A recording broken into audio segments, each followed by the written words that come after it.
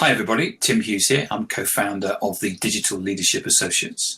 I'm also the author of the book Social Selling, Techniques to Influence Buyers and Changemakers.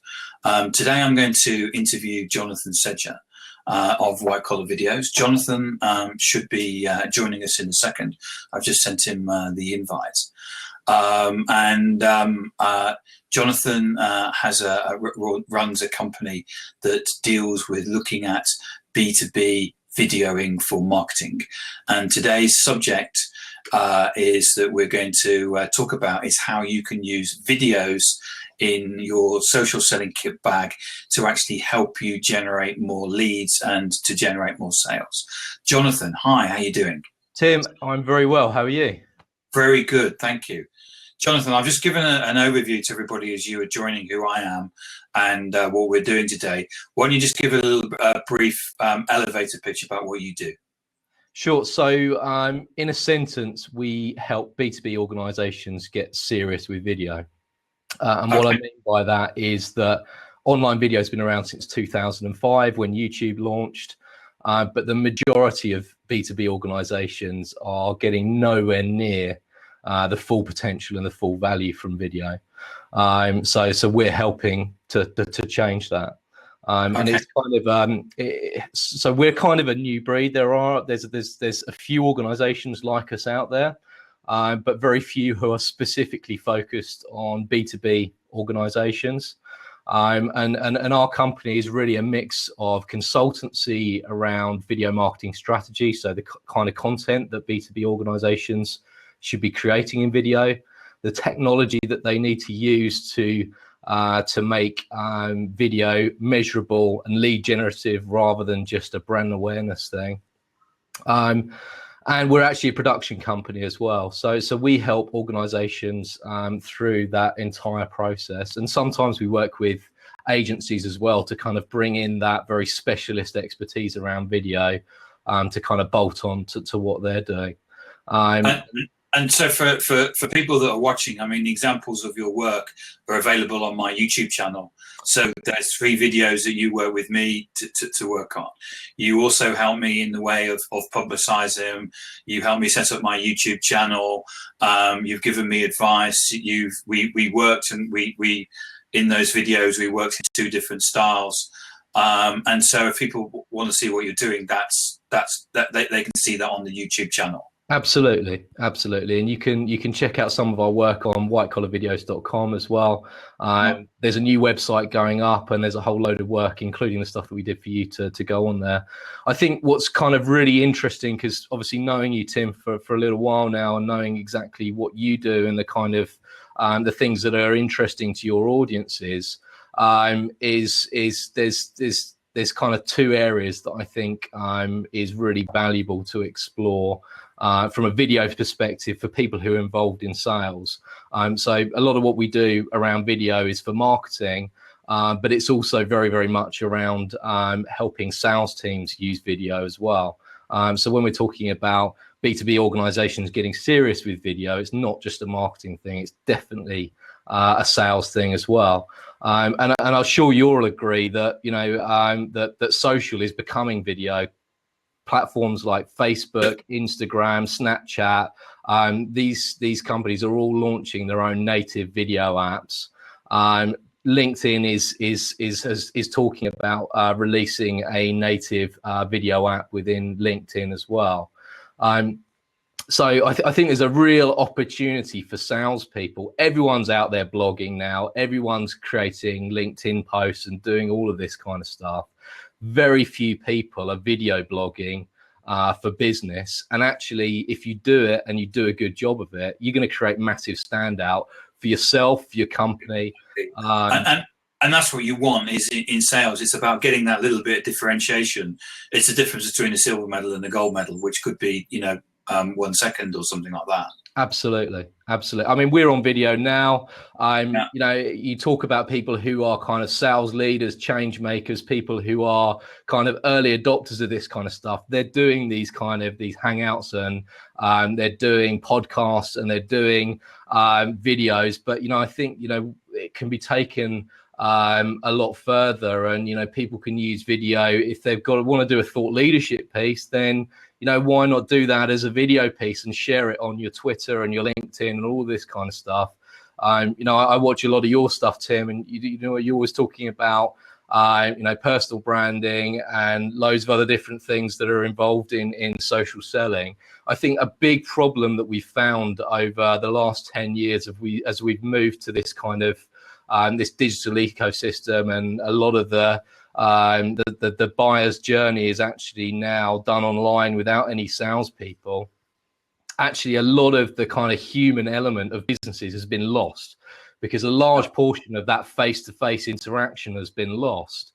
And when you're talking about kind of influencing the buyer's journey and being that shining light in terms of your expertise and the product that your company offers, and actually getting involved in that process earlier on, I think video is a fantastic way to do that. Because, you know, when you're talking about your personal brand, somebody goes onto your Twitter or they go onto your LinkedIn and they can actually see you on video. You know, that's absolutely going to give people an idea of your personality and your character. You know, obviously I do a lot of video content, not just for other brands, but also for my own company. You know, it's what we do. So, you know, we do So the people that I'm naturally cynical person. You know, I get a lot of people approaching me about new fantastic tools that are going to change the world, etc. So give us some examples. Give us some of the watchers examples about where you've used video and you've actually generated business from that. Absolutely. So this isn't really, I don't think you could nail this down as social selling, but it's a salesperson using video as an individual, not their organization kind of creating it. So I created this content for White Collar Videos as a bit of a test, because it's something that I'd kind of been mulling over for a while. I just used a DSLR camera and a pretty basic lighting rig. So anyone could do this, is basically the point I'm trying to make. And, you know, I didn't get our full production team in to do this stuff. And essentially there was a hit list of 50 companies that I wanted to talk to. I did research on their businesses. I had a bit of a pitch for those companies. I didn't want to do the kind of just send them a cold email or send them or cold call them. I wanted to get through to them a bit faster than going through the whole kind of the usual kind of track them down on social and develop. I wanted to try and how do we get in front of these people pretty quickly? So I had something to say to these people within these organizations. I essentially recorded a personalized video for each individual one of these people in these organizations. And how long was that video? It was about 60 seconds, no more than that. It was literally. And so, I mean, I know that took you 60 seconds to record, but in terms of, for each one, what's the elapsed time of effort that you took involved? Because I'm just trying to explain to people that. Yeah, absolutely. I mean, I think realistically, you're probably looking at about an hour, at least hour and a half to do for a 60-second video. For a 60-second video, but ultimately, a lot of that time was actually in researching each organisation and having something worthwhile. So, actually, if people are targeting these organisations, they should have done that research anyway. And because we're a video production company, obviously part of what we do is video production. The standard had to still be pretty good when we're creating these videos. Otherwise, we're kind of, it just looks amateur when we're. But could a salesperson create something on their iPhone? Absolutely, yeah, absolutely. This is the point that I'm trying to make. They could absolutely do it on their iPhone, and if it's coming from them personally rather than as kind of like a corporate communication, then I don't think there's, people won't expect it to be shot by a professional production team. The really interesting thing here was the ROI that we got from those 50 videos that we sent out. So. You sent out 50 videos to large B2B enterprise organizations, large and medium-sized ones, and we basically sent out to 50 people in an email. So we hosted it on our website on a landing page for each one. Yep. We sent a message to each one of these individuals saying we've recorded a video message for you. Sent that via email, which is quite an intriguing title. And out of those 50 emails that we sent, we got 47 opens, which is a phenomenal open rate. Wow, that's like 90%, 80. Well, 80. Emails that have got video in the title get 200 to 300% increased opens anyway. But because of the kind of clickbait title around, we've created a video message for you. It created so much interest that we got that level of opens. I think we got 43 clicks on the link to watch the video, and we got 3 unprompted responses. So, people just emailed back saying, wow, that was really amazing. I've never had a personalized video sent to me before. And out of that, we got 2 meetings and we got a piece of business from it as well. Okay. And this was really an experiment. From a sales perspective, if I put that into salespeople's, if I've got, I'm starting a new financial year, I've got 20 or 30 accounts. I go and research the people I need to talk to in those accounts, make a video that I can on my iPhone. There's an expectation that if you've got 50 accounts, you send those 50 meetings, you'll get a piece of business from it. Yeah, absolutely. Okay. I think, once this tactic gets out there, it will become less effective because people will be receiving videos all the time. Like I saw an article in my Twitter feed the other day about JCDecaux. They basically targeted marketing directors with an outdoor advertising campaign, which was the person's photo and an email address for them to contact, and they got like 100% response rate on it. But because it's so unique and nobody else is doing it, it gets a lot of cut through. This is a really great tactic because there's very few people doing it. I probably should be telling everybody this, but I'm a sharing kind of guy, so I think we like hacks and things for this is about the people that will watch this will be at the forefront of social selling, and they're always looking for new techniques. So it's great for you to share. I mean, is there anything else that you can suggest? So what I would say, and this is whether you're creating video blogs from a thought leadership perspective or whether it's these personalized videos. Yes, you can shoot this stuff on your iPhone, but try and do some research. I mean, we could do a video called specifically about this subject, which is around creating decent quality video content, even if you've only got an iPhone. There's a lot of principles that you can go onto YouTube and learn about pretty easily that will make a huge difference in terms of the quality of the video content that you produce. So sort of 2 bits of advice would be to people.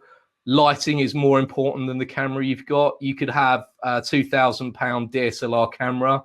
If the subject isn't lit properly, then it will still look rubbish. And sound is a lot more important than footage quality. Right. People will put up with shoddy looking webcam footage, but if the sound is terrible, that is a no-go at all. So invest in decent audio equipment. And there's people, so you should look at a company called Rode. They do kind of semi-professional audio equipment. They even do a kind of lavalier microphone like the one that I'm actually wearing here. Right. And that actually plugs into your smartphone. Because your sound is actually really good. Yeah, that's because I've got. But your video is actually really bad. Yeah, the video isn't, because it's the one that's kind of in my laptop. I can't kind of upgrade. I could upgrade. I don't do a lot of this stuff, to be honest with you. When I'm going on camera, it's always broadcast quality footage capture. So that's kind of. But yeah, I think people will be prepared to put up with less the subprime footage for this kind of stuff anyway, but crisp audio is incredibly important. So definitely invest in Mike. And in terms of the salespeople that are watching this, should they be going to marketing and saying, and banging on the door and saying, you need to be doing this for us? I mean, based on the ROI that you've been getting, and is this something that really is going to make them stand out, which is, I think, what salespeople want? Well, do you know what? I actually, if they can get marketing to actually set up a system for them, then brilliant. If they can't, I think this is easy enough to do themselves for this part, actually.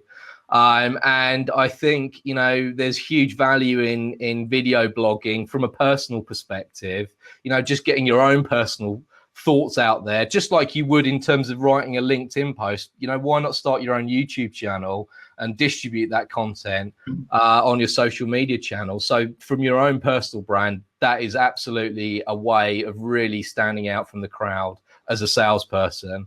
But you're absolutely correct. I think, and I don't think this is just about video content. I think it's an issue, you know, having been on both the marketing side myself and also on the business development side.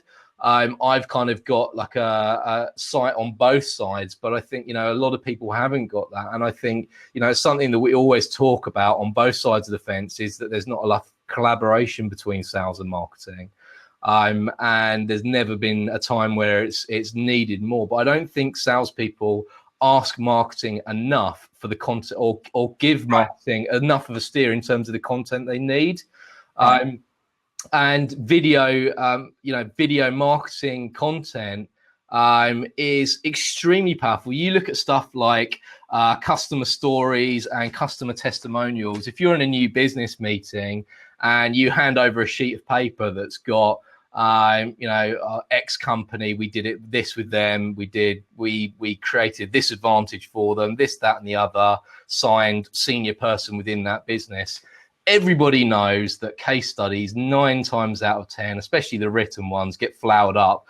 Often the marketing department will write it and then go to their mate in that company and go, are you okay with us putting this out there? Yeah. But actually, if you get a situation where you've got a client on camera going, this is why, this is the challenge that we had, this is what we're trying to do in our organization, and this company helped us do that. And it's a really interesting story, and you can actually see them saying these words on camera. That is, you know, that content can build so much trust. And when you're in a situation where you're trying to close a deal as a salesperson, if you can then go in and show your clients that content, it's almost like you've got an advocate client in that meeting with you, and you can have them 24/7. So that's interesting what you're saying, because what we're saying, you know, in terms of a pipeline, and you know, we're dealing with a number of deals at the top and then moving down. As we progress through that pipeline, it's possible, therefore, we could be using different types of video to actually enable that progression through the pipe.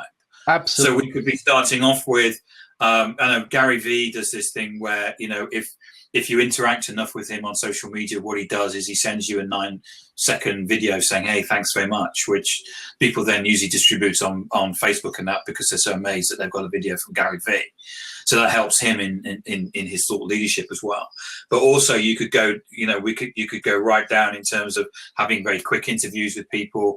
You know, you could, if you're running a conference, you could, you know, have a, you know, just get a very simple camera and interview people, right down to some of the hard and fast interviews with references, where you're talking about particular business issues, transformation, industry issues, all the things that you then show to your customers. So it's very powerful then. Absolutely. And there is, you know, you hit the nail on the head there in terms of there being different types of content that work really well for different stages in the buyer's journey, or the funnel, whatever way you're kind of looking at it. So, you know, sort of brand videos, kind of high level kind of stuff, educational content is definitely top of funnel stuff. But the kind of stuff that, you know, sales will actually use for as a tool for closing deals is this stuff like, you know, customer testimonial videos, customer story videos, how-to videos as well. If you're, I know you used to work for a big kind of technology company, and, you know, actually how you're going to be able to use those products, that is really valuable content. And so, you know, educational stuff at the beginning of the journey, you know, really kind of focused on kind of product and value and trust at the end of the, and that end of the journey is really the kind of content that the salespeople should be asking for. And those are the tools that they need to be using. But it's not just about having those assets. It's also being able to track how successful those assets have been. So we've done a big piece over the last year identifying the best video marketing technology out there. Right. And we've identified a couple of different platforms that will essentially play with CRM systems like Salesforce. And rather, so YouTube, you just get, right, so 300 people have viewed your video. Yeah. That could be single mothers in China. It could be middle-aged men in South America. We've got absolutely no clue. We get some rough statistics around. I know whether it's male or female, how long they listen, how long they watched it for on average. But I've made 2 cents. The key there is on average. So, you know, there's a few different video marketing platforms now that will actually tell us about what they are. There's two. There's two that we look at. There's Vidyard and there's Wistia. Okay. They're a bit so Wistia is probably like HubSpot in that they've got a freemium option. And to get the kind of full functionality, it's an enterprise solution. Right. Vidyard is pretty much a enterprise only solution, a bit like a Marketo. Right. And why would I invest on these? Why don't I just shove them on YouTube? So if you're serious about video marketing, so this isn't something that salespeople would probably invest in themselves, but it's something that they should push. It's something that they should push their marketing organization to invest in. And the reason you would use this rather than just having it on YouTube is that you can actually use it to generate leads. So within the actual player itself, there's call to actions and something called a turnstile. So say 20 seconds into your video, for somebody to continue to watch that video, you can actually put an option in there that they've got to share their email address with you. Okay. Which is kind of better than the gate, where if you say right, here's a video, and I'm going to have to share my email right up front, you probably go, nah, I can't be bothered. Exactly. So you get hammered with rubbish. You've made sure that the first 20 or 30 seconds of your video is really enthralling. People are really into it, and then boom, a gate comes to watch the rest. You've got to put your email address. Now, if you're hooked, then you're going to put your email address in there.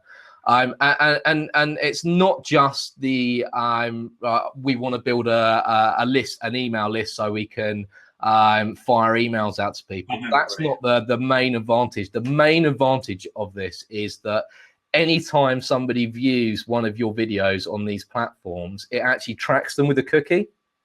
Right. So say somebody has come to the Digital Leadership Associates website and they've watched 3 or 4 of your videos already. None of those were gated because they were kind of promotional videos. You would only really gate educational content because people aren't going to pay with their details to watch promotional content.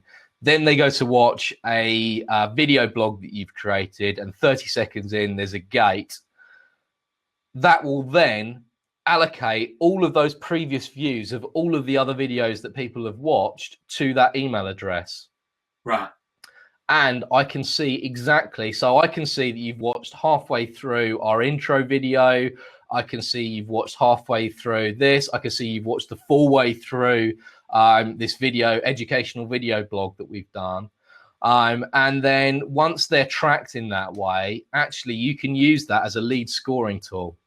Right. And you can actually export that data directly into your CRM system. Right. So essentially, if your marketing organization is this clued up and sales know how to use this technology, and your organization is creating a lot of great video content, it will actually show up in Salesforce, all of your leads. It will go, right, Jeff Banks has watched the promotional video. He's watched the this video. He's watched 3 how-to videos. Right, we know Jeff is super prime for a call. You know, this guy's watched 3 how-to videos. This guy's hot to trot. Whereas Caroline has only watched a promotional video, and she might have watched something else, which is kind of early stage content. So you may go, actually, that's not ready for kind of a call to close it, but it might be that she's actually ready for you to send some other kind of content. Now there is no. It may be worth a call to them to say, I wouldn't actually say that you wouldn't. I wouldn't actually call and say, hey, we know that you've actually been watching this, but it may be worth a call to say, we're in the area. Can we come and see you and see what they say? I don't know. Actually, I'm because obviously I'm part of our proposition is around video marketing technology. Some people we go, I know you've just watched this video and that video. Some people go, oh, that's super creepy. But actually, I think that's super cool because we can do that. And part of our proposition is showing that we can do it. So I'm always honest. I'm like, yeah, we've just seen that you've watched this video.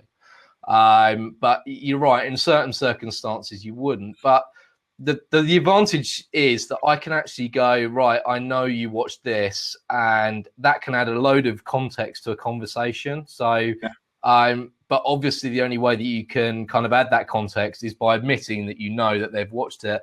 I think, ultimately these days, people are so aware they're being tracked and watched and all of this kind of stuff.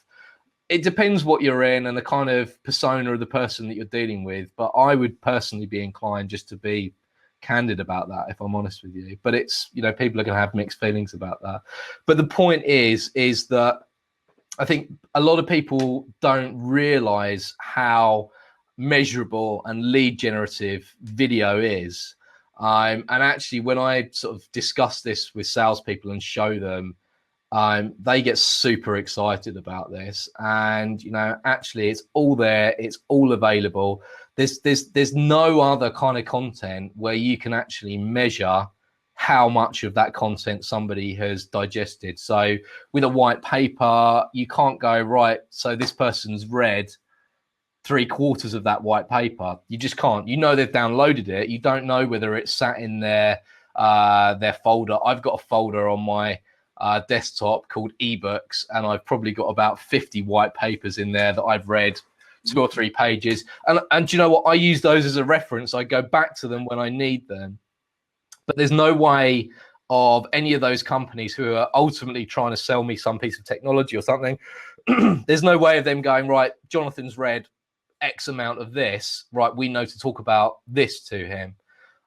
So there's huge potential out there for so in terms of the future, do you have a view yet on 360 cameras or virtual reality or augmented reality, or do you have a so 360 video is something we're doing at the moment. It's something that we are mainly using for kind of if somebody wants to do like a tour of their office, that is a really brilliant way to. Oh, that's a good idea.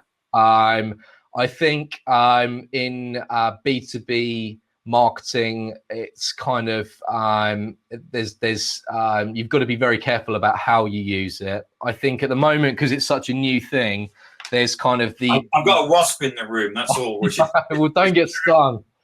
No, I don't want it. Carry on. I think with B2B marketing, you've got to use it for the right reasons. I think 360 video, there's the interest factor, as I said. So because it's a new thing, it will pull people in. But you've got to deliver an interesting experience with it. There's no point using. And it's about the story. Do you think? And you think storytelling comes into that? Well, storytelling with 360 video is very different. So I've seen people talking about the 360 video experience likened to the difference between theatre and cinema. Right. So in theatre, you can look around different people who are actually kind of involved in that in that theatrics. In cinema, you are led on the journey yourself. So with 360 video, you can't rely on one person kind of being the kind of the main focus of the video, because right. if you're in a 360 video where film relies a lot on people's body language and facial expressions, you've got to kind of tell the story a lot more with 360 video. So narration helps a lot. Right. 360. So it's a very different format. The other thing to think about is that it's quite expensive to do it well. You can get these little gizmos for about I've seen it on Kickstarter, 400 quid, on your iPhone, yeah. but they're pretty low quality. To do the whole stitching process is pretty intense, and it takes a and stitching is about how you bring the different views basically together to give the image. Yeah, absolutely. And when you're editing, so there's basically 6 cameras at least worth of footage in the professional rigs. right. And that kind of adds up. If you want to get something that looks like kind of HD in the final output, then you're looking at like 4K plus total size in terms of the file size. So to edit that kind of video, you're talking about like 10,000-12,000 pound computers, not just something you nip down to Curry's and get. So it's not as, there are some consumer options which are which you want to play around with. They're quite fun, but for a professional application, they're not there yet anyway. So Nokia has just released its own 360 video camera, and that's like $55,000. Right. Ultimately with this 360 video, it's not like the most amazing footage in the world. If you go onto YouTube and look at some of the 360 videos out there, the actual quality of the footage isn't amazing, because as I said, you've got to have these 6 cameras, and it's in its infancy at the moment. But it's about the experience of being able to to look around. I think there's loads of future applications for both augmented reality, virtual reality. I think we're just only sort of scratching the surface with this stuff now. I think video, as I said, is going to be where social's at over the next sort of 5 or 10 years, and especially as the sort of next generations move into kind of more senior business roles. They've kind of grown up with they're video native. They're video native. So we had kind of the digital revolution. We had the mobile revolution. I can really see kind of video being the sort of almost a sort of mini revolution. It's the next kind of evolution of the technology.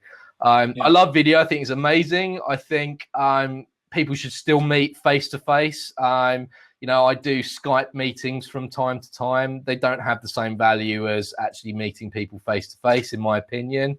But when you can't meet face to face, and when you can't be in the same room, or if you're in a buying process where 70% of that is happening before any of your sales guys even get a chance to talk to these people, it can really humanize your digital communications. It actually puts humans back. And that's one of the things Wistia's talk about as one of their missions, is about humanizing digital communication. And I would echo that as that being part of our mission in helping B2B organizations rehumanize their brands by using video more, and getting the people who are actually involved in that organization on video, not just video calls, actually creating video content where people can see their character, see their personality.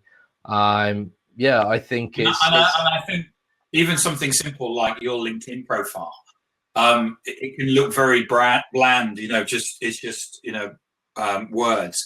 Trying to get some video of yourself on there and saying, hi, welcome to my LinkedIn profile. Depends where you are in your life in terms of what you'd say. Whether you're looking for a job or you're saying, I'm a specialist in these particular areas. It helps the whole thing bring to life. Now, I happen not to have video on my LinkedIn profile, but I'm just using an example that, and it really would humanize the way that you actually had that profile.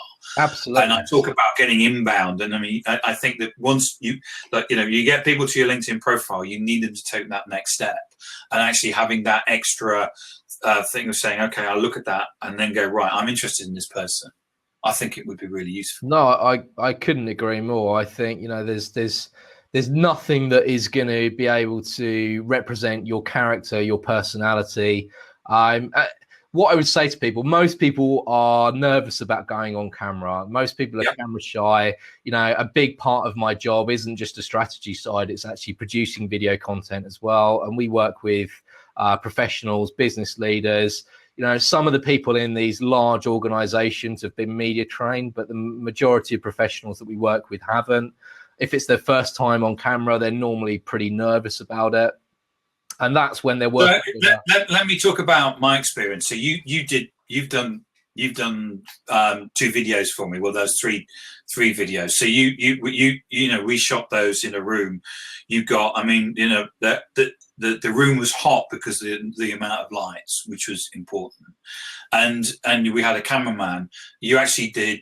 You had two cameras, so there was, sometimes you'll get my face, and sometimes you'll get the side of my face, and when you cut it and edited it, you've got those 2 elements. But you in fact directed it. So I mean, I just went along with the whole thing, which is what you said. Right, I want you to, first of all, we took some B-roll stuff, which is where you had me walking out of Goode Street tube station, going like this on my phone, which is used in the video at the beginning. You then got the cameraman to take some shots of some buses because, you know, we're in London. And then even when we were sitting down in the room, you said, right, Tim, I want you to say this. And then, nah, it's not, no, you need to be more emphasis on that. So there was a real direction that coming from it. And for me, it was, you know, it was a bit like a bike. I kind of got on the bike and then and carried on cycling with the, you know, the various instructions coming to me.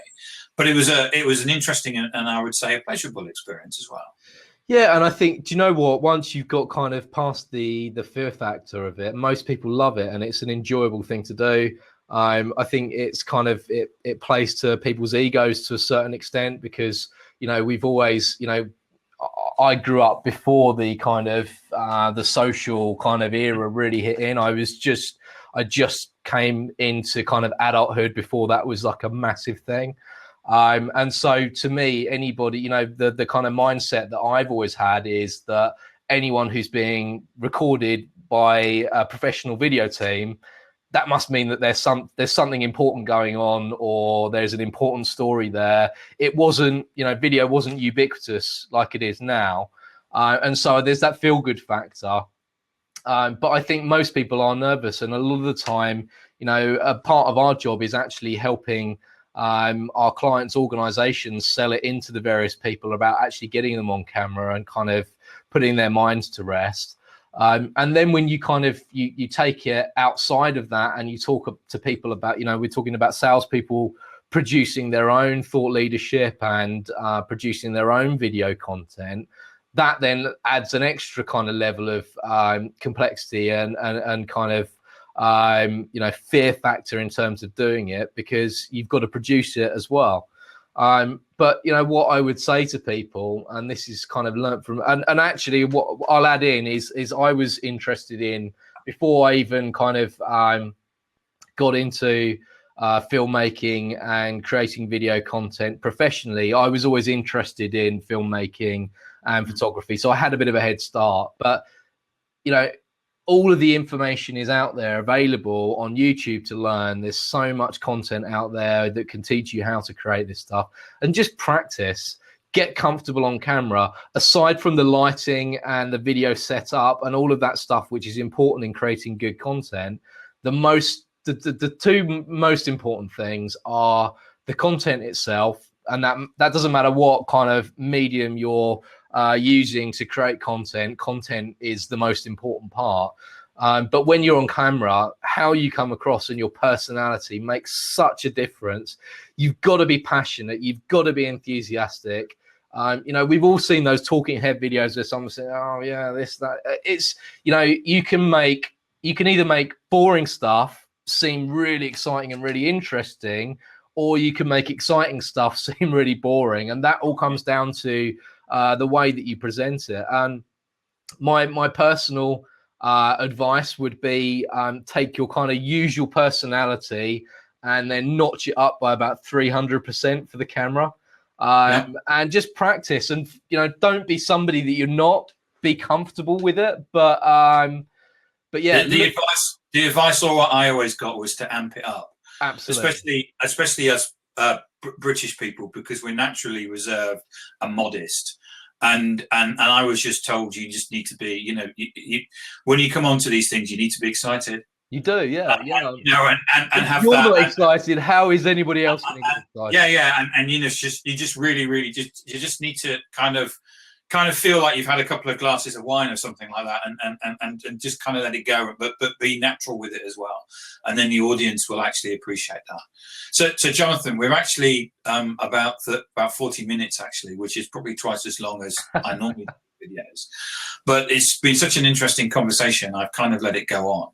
So before we finish up, just tell people where they can get hold of you. So your name, your website, your Twitter and stuff. Absolutely. So I'm Jonathan Sedger. I'm the founder of White Collar Videos. You can follow me on Twitter at Jonathan Sedger, JONATHANSEDGER.